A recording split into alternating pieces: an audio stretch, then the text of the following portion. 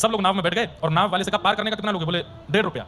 बोले हम तुझे 1.5 रुपया पार करने का देते हैं, 10 रुपया ऊपर से देते हैं। बोले किस लिए? सारे नाविकों को बोल दो इसको पार नहीं करें। नाव वाले ने कहा ठीक है इसको पार नहीं करूंगा, आप चिंता मत करो। परिवार को पार कर दिया और उस नाव वाले ने सब में रुपए बांट दिए। बोले ये नंददास नाम का खड़ा है, इसको पार नहीं करना चाहे जितना कहे। परिवार चला गया। मतलब अगर आज की डेट में नंददास जी के ऊपर कोई बायो परिवार पहुंच गया, गोकुल जाकर के गोसाई जी विठलनाथ जी को प्रणाम किया, विठलनाथ जी बड़े प्रसन्न और सब आनंद में बोले गुरुजी बस सब छोड़ आपकी शरण में आ गए। अरे बहुत बढ़िया किया, भूख लगी होगी, लगाओ भाई पत्तल लगाओ। कितने लोग थे? 4 लोग थे, छत्री छतरानी उसके पिता और माता। लेकिन 5 पत्तल लगाई गई, 5 पत्तल लगाई। दासी भी थी, 6 पत्तल लगाई। अब परिवार के लोग पत्तल देखें और वो खाली पत्तल जब देखी तो डर तो लगी रहा था नंददास कहीं भी आ जाता है। गुरुजी हम तो 6 लोग हैं, ये 5वीं पत्तल किसके लिए? गोसाई श्री विठलनाथ जी मंद मंद मुस्का के बोले यमुना के उस पार भी एक भूखा खड़ा है, उसको भी भूख लगी है, वो भी पाएगा। अब तो इनके आंखों से आंसू छूट गए। बोले गुरुजी उसका नाम मत लीजिए आप, हमको वो प्रेत के जैसा दिखाई दे रहा है, उसने हमारा, हम तो ब्राह्मण जान के उससे कुछ कह नहीं रहे, ऐसा कर रहा है। गोसाई जी बोले मुझे सब पता है, पर भैया इस उसके अंदर देखने का शौक है, वो सुंदरता के पीछे मरता है। अभी उसने नंदन को देखा नहीं है ना। तुम लोग चिंता मत करो, यहीं बैठ जाओ गोकुल में।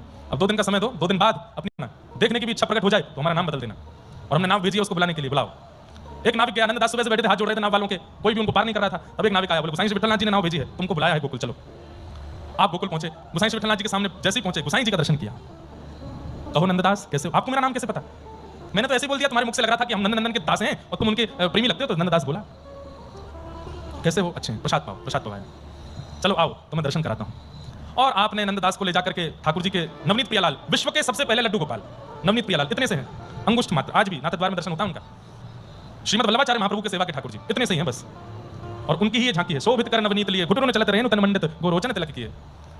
जाकर के भीतर गोसाई श्री विठलनाथ जी ने प्रार्थना की, बोले द्वार पर नंददास आया है और रूप देखने की बड़ी आसक्ति है उसमें। नाथ आज ने अपनो मुखार बिंद दिखाई दो,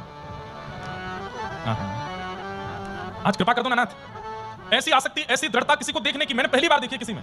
पागल है, बावला है सुंदरता देखने के लिए, दिखा दीजिए ना अपना रूप। संसार से छूट के जब आपको देख लेगा तो हो सकता है कि आपके ऐसे यश का गान करे, गुण का गान करे कि पूरा विश्व कृतार्थ हो जाएगा। और गोसाई श्री विठलनाथ जी ने 1.5 घंटा से नवनीत प्रियालाल जी को मनाया, पलना झूल रहे हैं ठाकुर जी, और मनाते हुए कहा जय जय, बस मैं इसी आशा में खोल रहा हूं दर्शन कि आप उसको अपना रूप लखाओगे।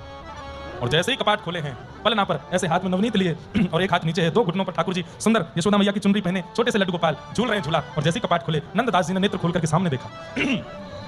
सबको तो लग रहा है कि नवनीत प्रियालाल खड़े हैं, लेकिन जैसे ही नंददास ने देखा, ठाकुर जी दोनों पैर लटकाए झूला पर बैठे हैं और ऐसे नंददास को अपनी ओर बुला रहे हैं।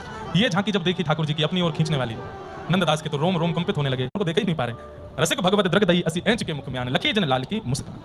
नंददास जी तो बस अब ठाकुर जी हो गए। अब ठाकुर जी के अलावा और किसी को ना देखते हैं, ना किसी के पास जाते हैं, ना किसी की कुछ सुनते हैं। पूरे दिन बस केवल मेरे तो गोविंद ही गुणगान, मेरे तो गोविंद ही गुणगान।